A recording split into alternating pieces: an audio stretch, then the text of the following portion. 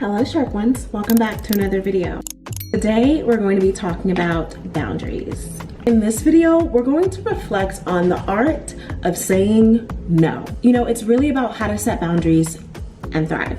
You know, every moment we sharpen our lives, we're writing new chapters. So whether you're reinventing or reclaiming, this video is for you.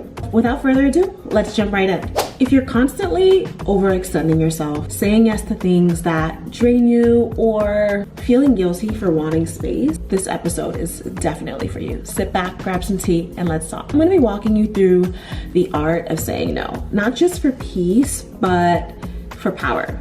We're talking about boundaries, guilt, blow-ups, and how to choose yourself without feeling like you're being selfish. We weren't all taught boundaries, especially if you're 1, a woman, 2, a Black woman, and 3, if you grew up in an environment that didn't encourage that. Sometimes saying no can feel like you're being disrespectful, or like you're rejecting, or just someone who grew up in survival mode.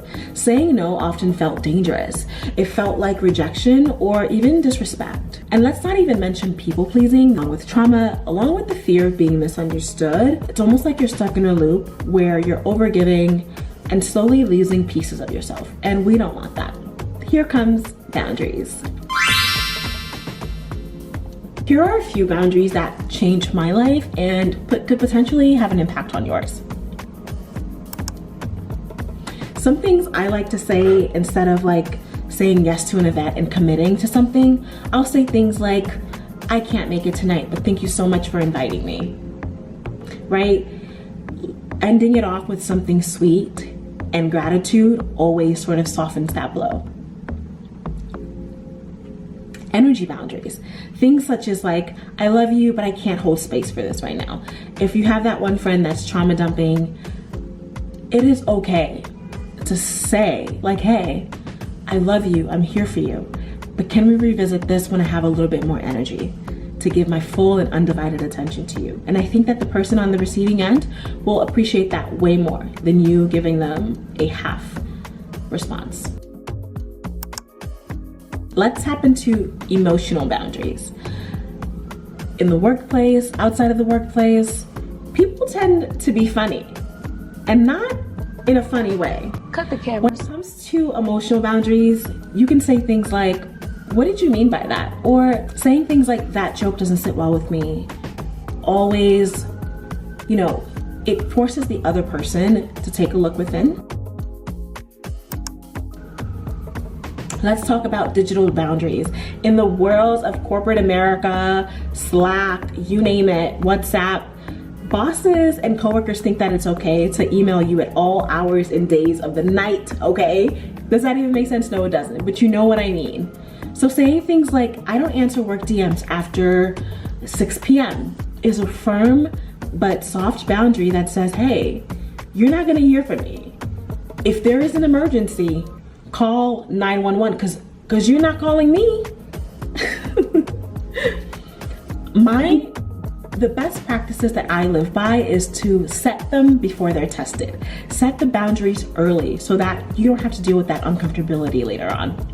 And even if you do, you have the tools right here in this video. Boundaries, when I think about boundaries, boundaries are a you thing. Right? It's not a them thing, it's a you thing. So instead of saying, don't yell at me, you could say things like, I'll speak to you when you lower your tone. Let's revisit when we're at a calmer understanding, right? That way it's you get to decide and you're in power and you get to say what you will tolerate and what you will not, right? It's not about other people's actions, it's about your responses when it comes to boundaries. Let's talk about how to say no without guilt. Again, when it comes to declining events and things of that sort, you can say things like, this doesn't work for me, but thank you for thinking of me. Another thing I like to say is, I'm not available, but I hope it goes so well. Like, and you say this from a genuine place, right?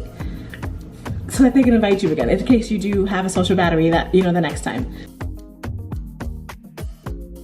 Sometimes you don't know what your schedule is going to look like. So something like, let me get back to you on that, and setting a reminder to do so always works. And going back to workplace or anything else, you can say things like, my bandwidth is low right now. You could even say it in a joking way. That way, you know, it's lighthearted and you can still set that boundary in a lighthearted way. So what happens when you start saying no? I'll tell you, at first, people might fall away. And that is okay, because the people that are meant for you will always honor and respect your boundaries. But then what does start to happen is that your skin starts to get clearer.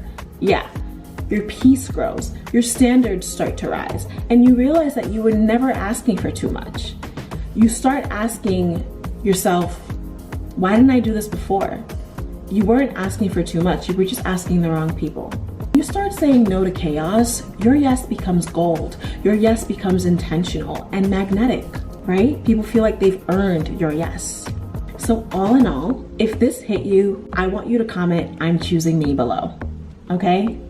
You're saying yes to you, so I want you to comment that below. Be sure to subscribe and hit that notification bell so that you never miss a video. And tell me, what boundary are you going to be setting this week?